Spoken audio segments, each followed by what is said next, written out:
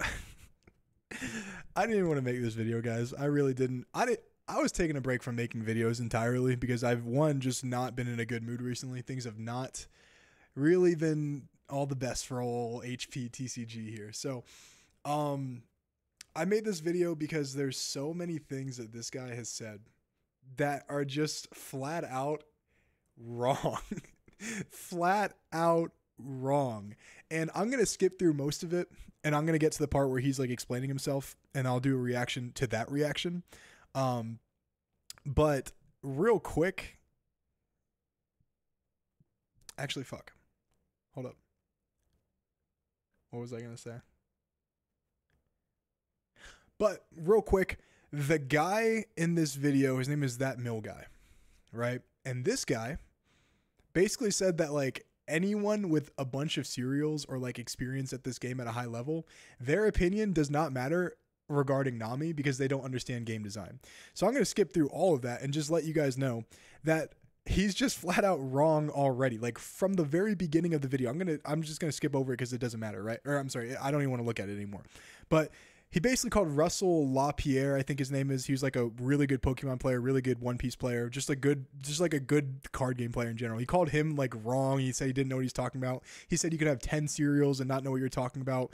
Obviously he said, I don't know what I'm talking about. I have 2 serials. So guys, someone that has played a game at the highest level, whether it be esports, whether it be football, whether it be basketball, whether it be card games, right? Those people normally understand a game better than you, right? Better than even the people that made the game. The person that made basketball, bro, like they did not expect anyone to be dribbling with one hand, right? The way they're doing now with like the crossovers behind the back, they were literally bouncing the ball with 2 hands, right? So the person that made basketball, why is my video so choppy, by the way? Am I on 30 frames per second? Not sure. Yeah, so the person that made basketball didn't understand the game like the people that play basketball today, right? Because the people that play it today have played at the highest level, right? So their opinion on something is already way better than yours most of the time, especially if their opinion is echoed by a variety of other players that have played at the highest level. So if there's 100 or let's say like 1,000 people that have serials that say Nami is poorly designed for the game, or it's boring to play against Nami, or this or that, those people are probably right. And the people that like the small minority that are like echoing the, oh my God, Nami guys, like Nami is so fair. Listen, bro, just have the out, bro. Just draw the out. It's like the Yu-Gi-Oh players, bro. It's like, just draw the out. Those people are normally wrong. So let's get to this video and we'll talk about it. This is when he's starting to kind of talk, like, I guess, respond to what I'm saying. But of these meta relevant leaders, here are the ones that can consistently beat Lucci. Okay. So, all right. Hold on. So it's not, okay. It's not just Gion, right? Like So in this video, I forgot to mention Pudding, but obviously Pudding is like, obviously I know Pudding is like the main card to beat Nami, but Gion is also a really good card into Nami. And I'll get to that in a second. Hold on. I think, okay, so here's the thing, right? Like this is just taking into account Nami as in a vacuum. So it's very clear that Heart Pirates doesn't play Nami himself, right? I don't play Nami, but I know exactly how to play into Nami. The problem is sometimes you literally just can't beat it no matter what. So I'll let him keep talking. Any degree. So Gion isn't the primary problem. If people tech Gion, I will tech removal. That's simple, right? That's simple, bro. I'll just draw the removal for the Gion. It's that simple. I play a Gravity Blade in my deck. I'm going to see it the second they see Gion. So obviously I have the answer for that. There's no other reasonable explanation, right? It's not like if you play 4 copies of a card in a deck, you are guaranteed to see it. In fact, most of the time you don't. I've played in so many regionals or just regular tournaments where I play 4 copies of a card and 4 searchers for that copy of a card and don't see it, or I see it just way too late. So yeah, just draw the out, bro. It's like he's like a Yu-Gi-Oh player right here.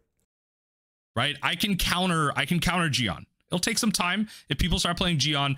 I'm talking about, I actually recorded some ranked Nami gameplay today, played some off as well, and it seems like I want to get back on a Gravity Blade based on the amount of Gion that people are attacking. I can tech back into removal.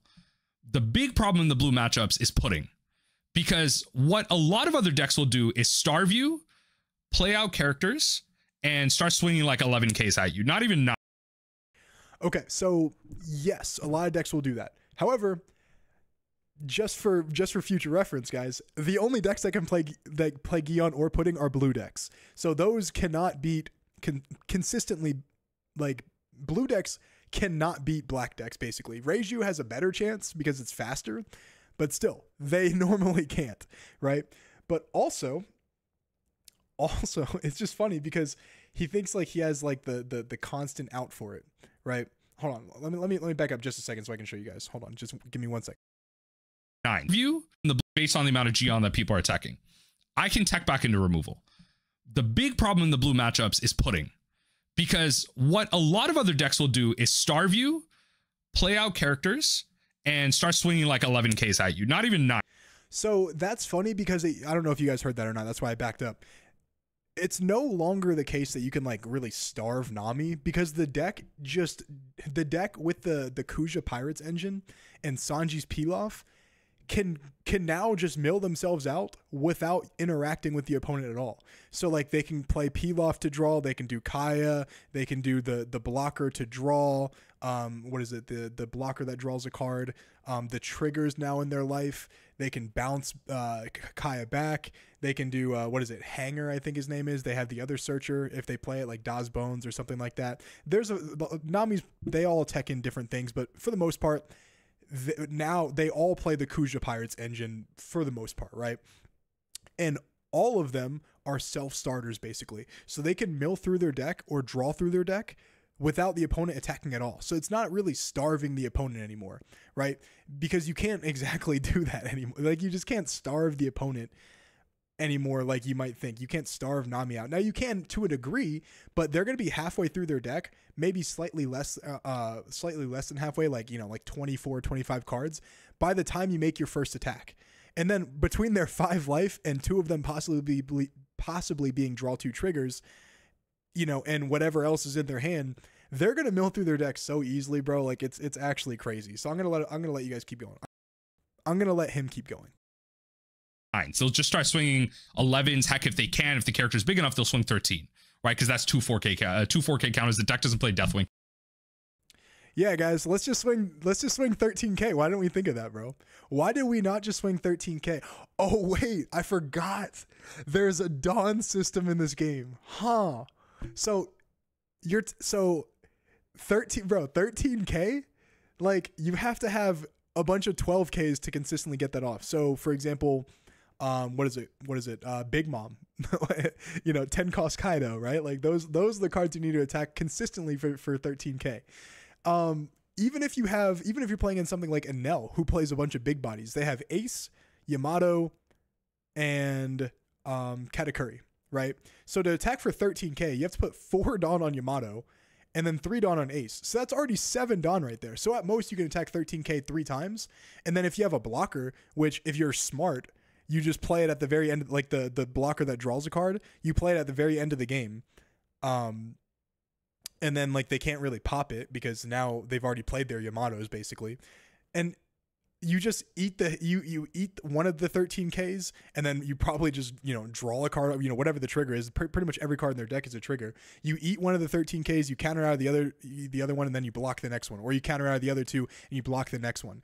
It's so hard to get to 13K, especially with multiple characters. Some decks literally do not have access to be able to do that.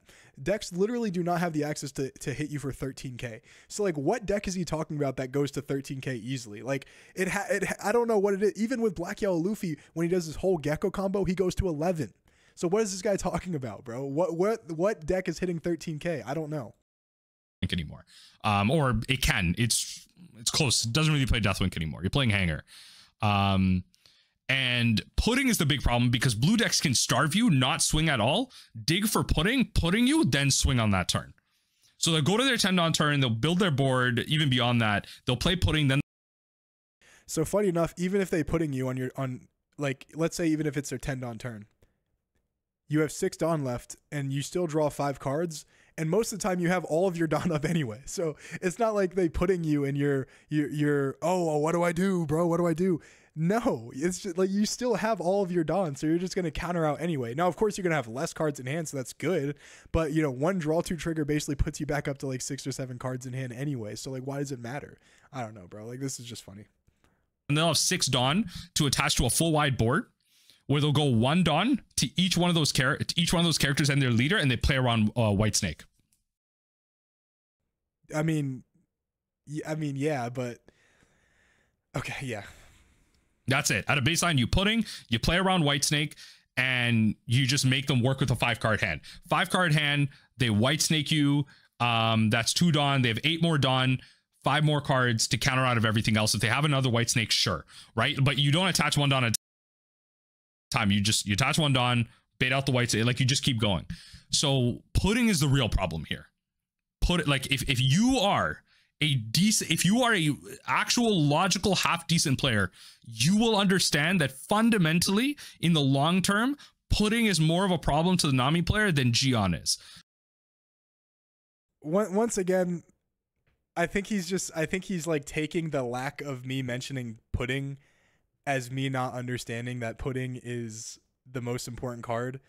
I just forgot to say it, but it's just obvious. So like, I don't know, like I didn't expect someone to react to the video, but yeah, it's just obvious Blue has access to Gion and Pudding. So yeah, I didn't say Gion's better than Pudding.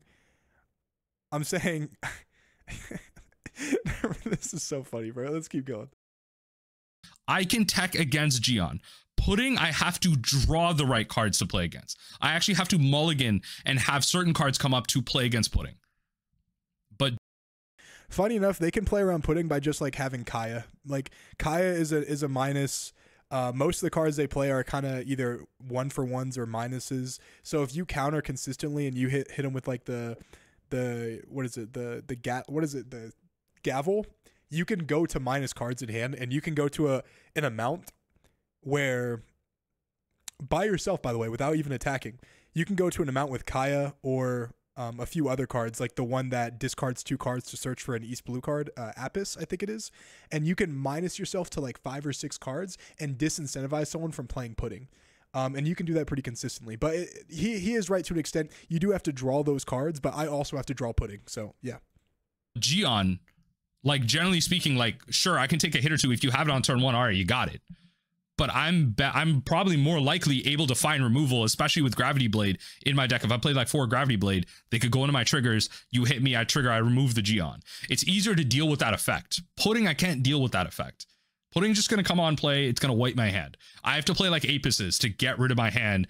And wow, it's almost like I just said that. Who doesn't know Nami now, bro? I know all of their tech cards. I know what they can do to play around it. He knows what to do to play around it. So obviously I know a little bit about Nami, right? Like I know a little bit about what he's talking about, right?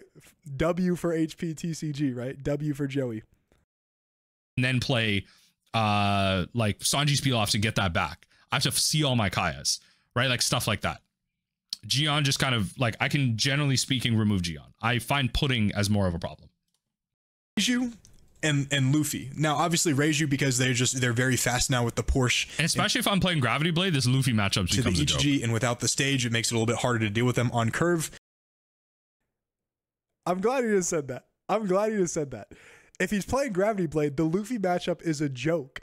It's a joke, guys. So already off the bat, he's already eliminating one deck right off the bat, which cannot beat Nami at all, which is exactly what I said. And then he's already eliminating. So he's like, oh, if they play Gion, that doesn't matter either. So what are the cards? What are the cards that beats Nami, bro? Where is that counterplay? Where is it, bro? I'm trying to figure it out based on your logic. If you're playing Gravity Blade and you have a consistent answer for Gion, which is an anti-Nami card, how is this deck beatable in a consistent way?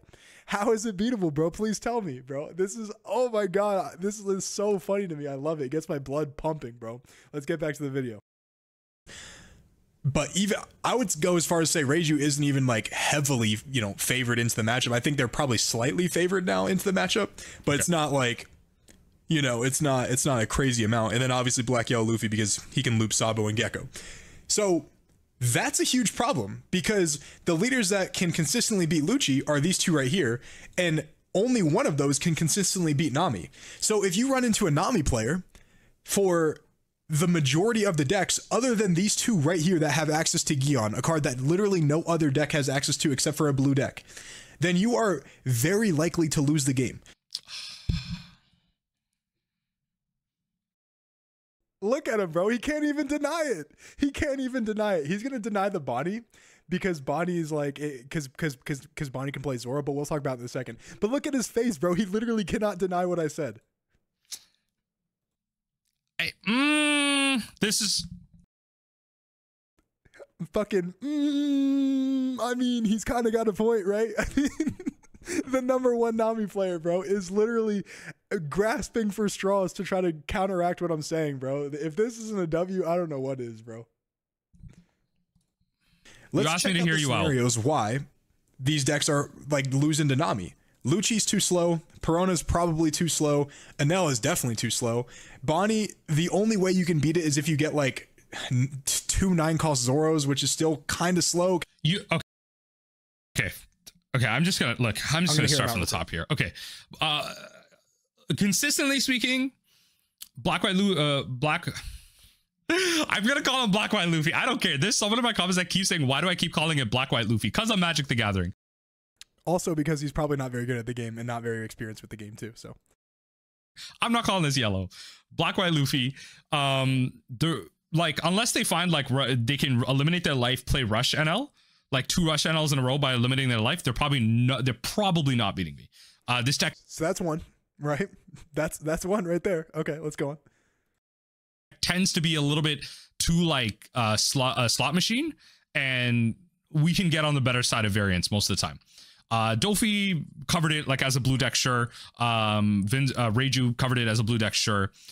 Lucci, I think, can be favored, but this is a pilot issue. It's actually pretty close. The Lucci matchup is a pilot issue. A lot of players, like a lot of level 1 Lucci players, obviously like level 1 One Piece players, they'll swing in a Nami in matchups like this and they'll lose the game because you're allowing me to use my events in efficient ways. Like they'll just swing 5Ks and like I'm just winning off a White Snake. That's your fault. That's level 1 One Piece players. Level 2. So I agree, right? So Nami, so anyone that doesn't know how to play against Nami pretty much auto loses into it. Very similar to kind of like Enel, in a sense. But also, as we've established, Black Yellow Luffy is just an auto loss for, you know, if you play against Nami, you just auto lose. And then if they don't draw Pudding, or if he draws pieces to play around Pudding, and Gion doesn't matter, then he can beat Blue pretty easily.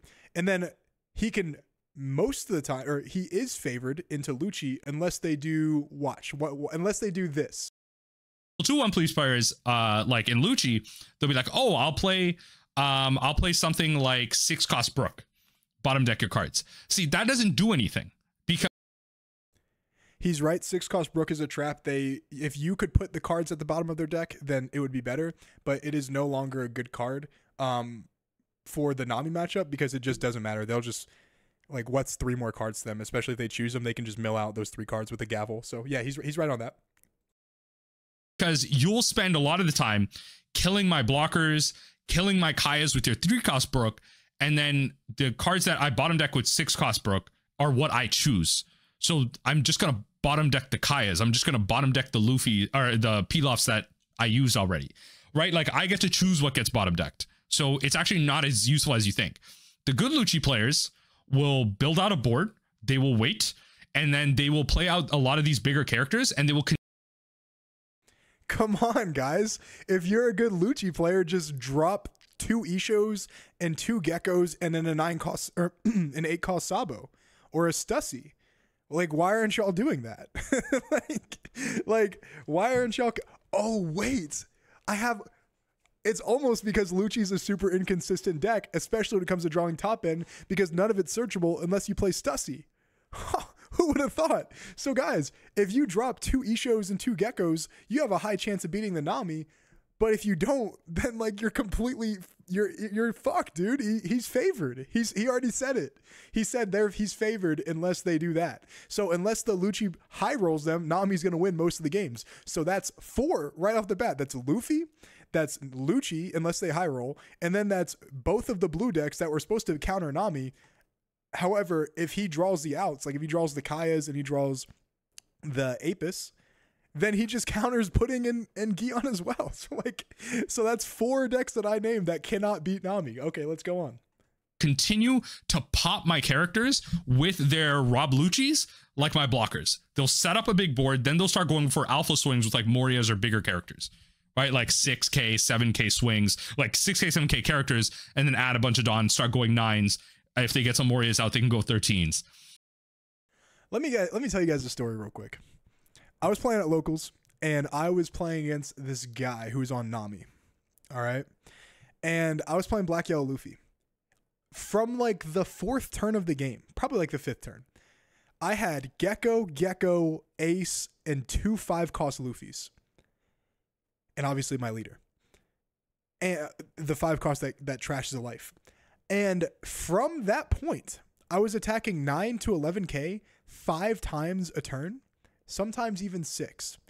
And I still lost when he had 2 life left.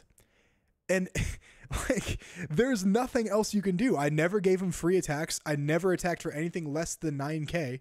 And when I did attack for 9K, I made sure to do it multiple times a turn. And they just take the hits that they can. If they trigger into something, they draw 2 cards, replenish their hand, and then that's it. That's all they can do. And then they'll block something too, you know, with the new blocker. That's all that you can do.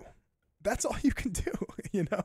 So, yeah, like there's literally nothing you can do sometimes. Right? Like that's what good Lucci players will do. And then they will also put in like 1 Brook, 2 Brooks, whatever, bottom deck those. And then if you can start recurring them over and over again, sure, you can get there. Rob Lucci losing, a lot of times it's just pilot error. You can play this better. A lot of Nami opponents do not understand that if you fundamentally change your gameplay, that you will win the matchup just by starving and prioritizing key characters and understanding. So guys, if you starve them and they just draw Kayas and Pilafs and all of their like draw cards, like their Kuja pirate stuff, you're going to lose automatically. It doesn't matter. So if you starve them, there's a chance that you can do really well if you play like Isho and something like that. But for most of the decks, there's no starving. Like there's no starving. You just lose. The effects and understanding what the Nami player is playing for. A lot of Nami opponents don't understand what they're doing in the game because they keep going on the sim and leaving the Nami matchup because they think it's boring. No, you suck at the game because you're the same person. So funny enough, I am that person. I'm always on my phone every time I play against a Nami player because it's just like there's nothing to think about. It's just boring. But yeah, you still probably should know how to play against Nami, but it's not like practicing against Nami is actually going to help you because the gameplay doesn't change almost ever. You attack for 9s and then you hope to kill them. And that's it. Like it's really not that hard, bro. Like he wants us to practice against Nami for what? Like what are we practicing against? Like you either have it or you don't. They'll go to regionals, then come onto a video like this and complain about how Nami is bad for the game. What are you talking about? You have no practice versus the matchup. You won't even play the deck. You won't even understand. Bro, practice putting 4 Dawn on your leader and attacking 9. All right? As long as you can practice that, I think you'll be okay. And what the deck loses to. So how are you going to learn how to play against it? No. The Perona matchup, I think, I can understand why. I can understand why. Bonnie is a little tougher though, being green, like just. All right, so let's get a head count, guys. We got Black Yellow Luffy, we have Lucci, both favored for Nami. We have Perona, as he just said, favored for Nami. And then possibly we have Reiju and Doflamingo, both also favored for Nami if he draws the right cards to circumvent the Pudding and the Gion. So now we are 5 for 5, you know, at best 3 out of 5. And the ones that I said could consistently beat Nami are the ones that he's agreeing could possibly beat him. But even he said, not my words, he said that there is a route to circumventing the counter that we think it is. So let's hear him out. All right. So Bonnie, I will agree, could possibly beat. He's gonna say Bonnie can beat it with the 9-cost Zoro. I say you need 2 9-cost Zoros. You probably do just need 1. But the problem is Zoro's not searchable, right? And if you don't take your own life, you have nothing that can take your own life other than Hody, and you wait too long to see the Zoro, it doesn't matter if you drop it or not, because they can go down to 0 cards and still win, because they play blockers, they play all of their counter events, they can just heal. Of course, you go 16, 16, 16, but like sometimes that just isn't good enough, because if you wait too long to drop the Zoro, they will mill through half their deck before you even play it, and then they still have five life to eat up some of the Zoro hits. It's just that simple. So yeah, let me hear him talk. Solo green tougher because it has a lot of tap down effects, and it's really hard for me to swing into things. So a lot of times you tend to have a lot of cards in hand. So attacking is out of the question, because then your attack will kind of tap down like a blocker or something. Bonnie's a little bit harder. This dude just said he's going to attack with Nami. Bro, you don't attack with Nami. What are you talking about? What are you attacking into? What are you going to attack into the Bonnie? No. Why does it matter what Bonnie gets? Bonnie can't search for Zoro. At best, it can search for an 8-cost kid. What is 8-cost kid going to give you? It's just like what is 8-cost? Like, what are you attacking with? You don't tap that. You don't attack into them, so they don't tap down your characters. You're not, and also you can just snake dance them back to your hand. What is this guy talking about? And saying 2 Zoros, no, you just need 1 Zoro. 1 Zoro just ends the game. Nami players.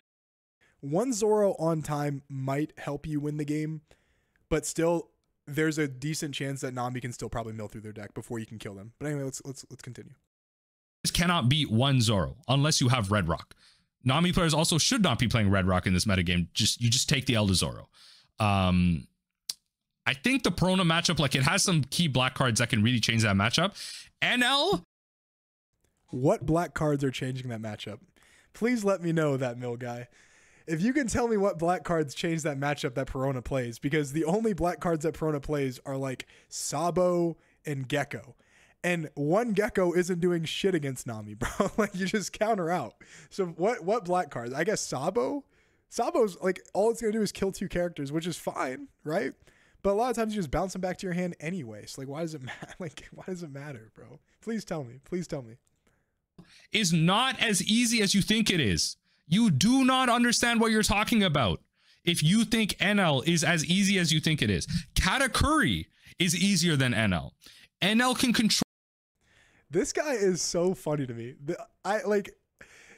So guys, there's people in my Discord that post videos of him like just telling people about new cards, and it's so cringy and it's so funny because it's so obvious he doesn't know what he's talking about. Listen to this right here. Actually, this is going to be funny because he brings up Gadatsu. Controlled the game. NL is the key star of opponent. NL players good yellow players, good One Piece players understand that when they play NL, you play 1 character at a time. You do not swing. You play your Gadatsus, you play your Yamatos, you pop my blockers. That's it.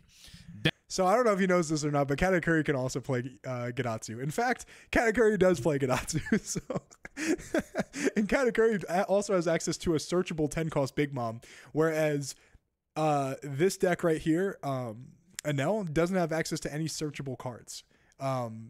Other than maybe Rush and L if they play like Sure or something, but they don't do that. So they have no searchable top end, and they also play it so slow that you can just mill through half your deck before they even play 2 or 3. And then after they play 2 or 3, you still have to attack into them for that golden 13k that we talked about, which still might be too late because you could just block 1, take the other, and then counter the other, and then just keep repeating that over and over and over again. So yeah, please continue. Then you build out a wide board. Rush Ace, Yamato, Gadatsu, other copies of those cards. Then you start swinging 13s. That's it. You swing 9. Bro, just start swinging 13, bro. It's that simple, guys. Everyone comment down below, swing 13, bro. GG.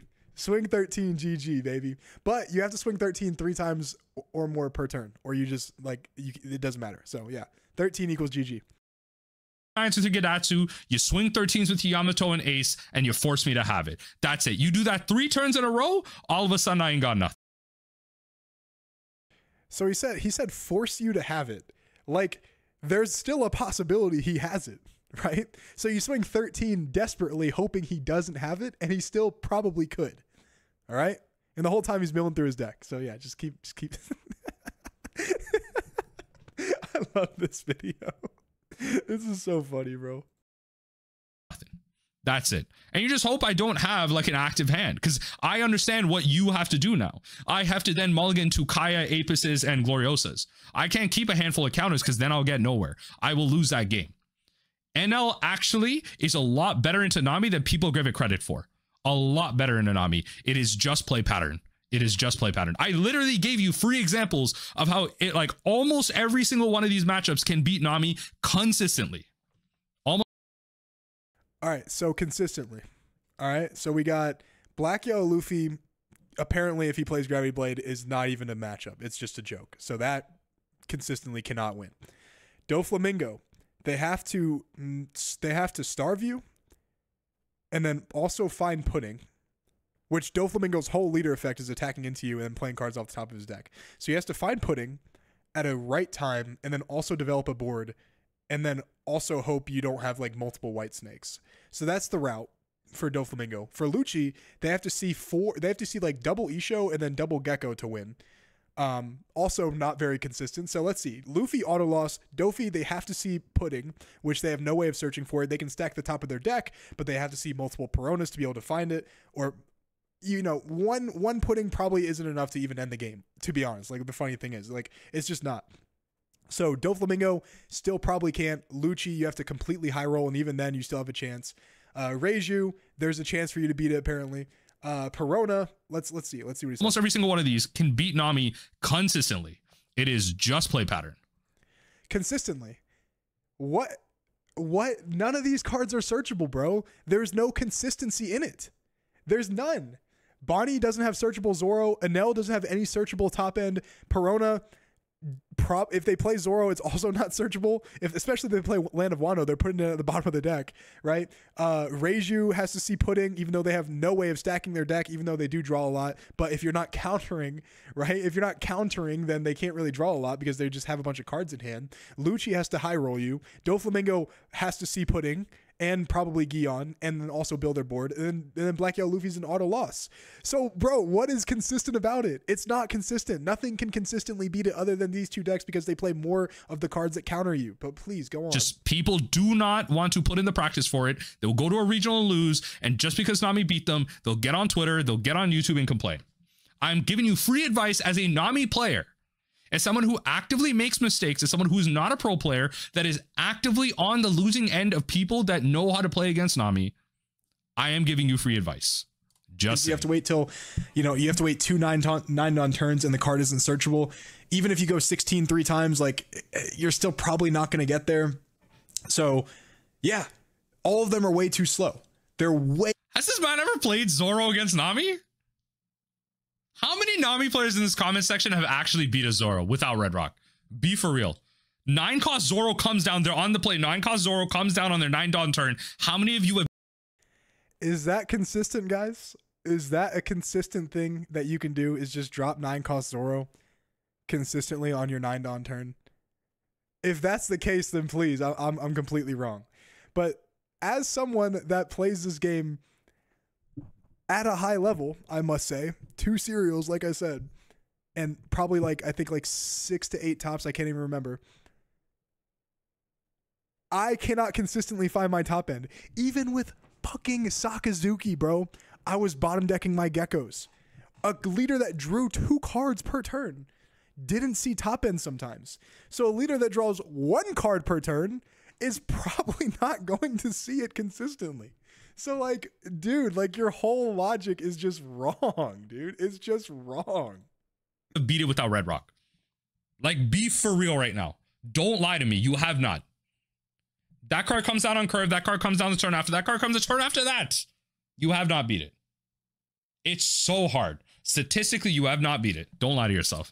Way too slow. And the ones that are able to actually beat Nami cannot beat Lucci. So you're in a dice roll meta once again, where it's like, damn, if I play any of these decks and I run into Nami, then I lose. But see, this is the thing though. Like, okay, so I think people like forget how card games like actually work. This is another idea on like meta games. There will always be a best deck. Always, there will always be. Yeah, so there'll always be a best deck, but you also need a deck that is the best deck to have at least some type of interaction.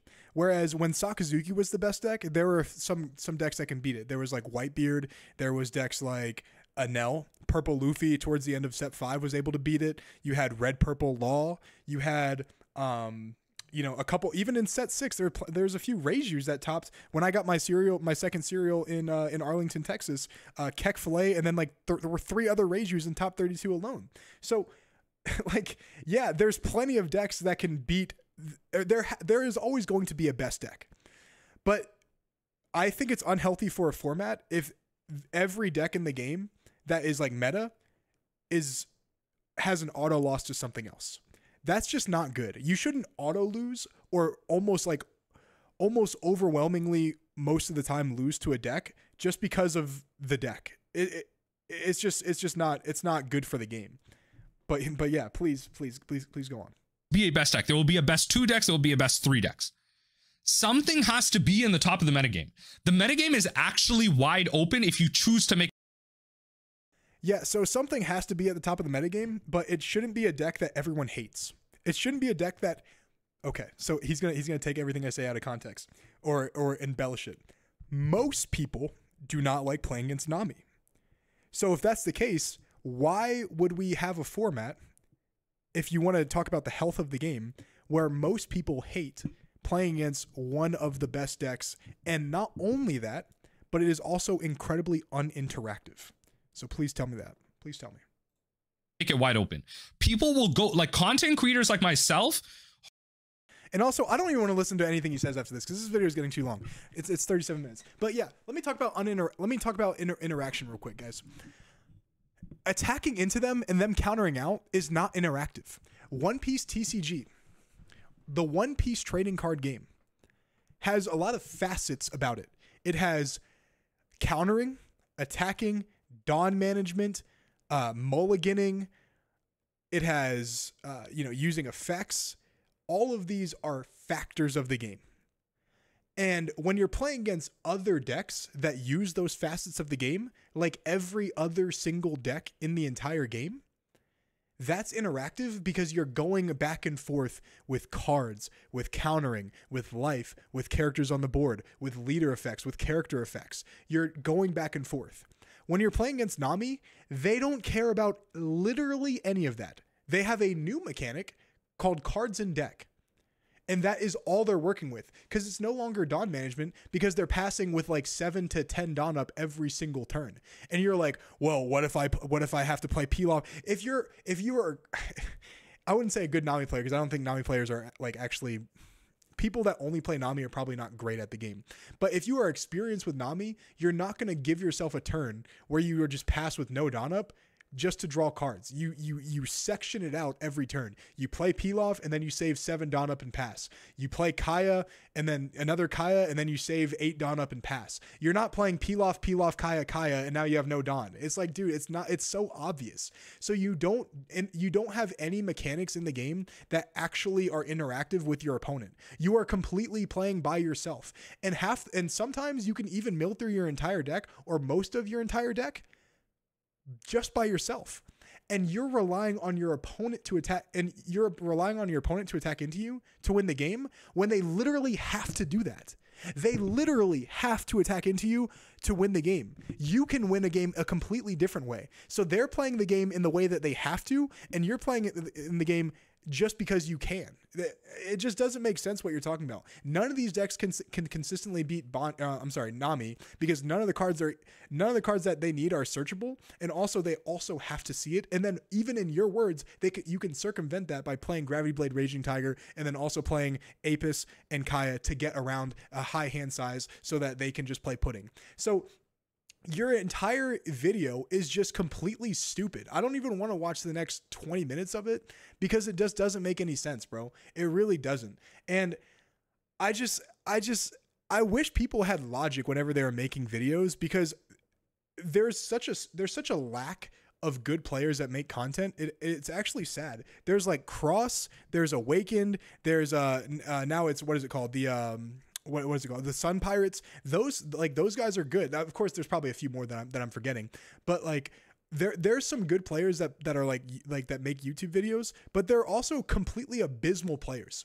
right? That make YouTube videos, and then they try to garner an audience with just the wrong information. And this guy with his copium has done that. And it's actually really sad, because nothing he says is actually relevant. And if I were you, I wouldn't watch his videos ever, because he doesn't give you any information that's actually useful.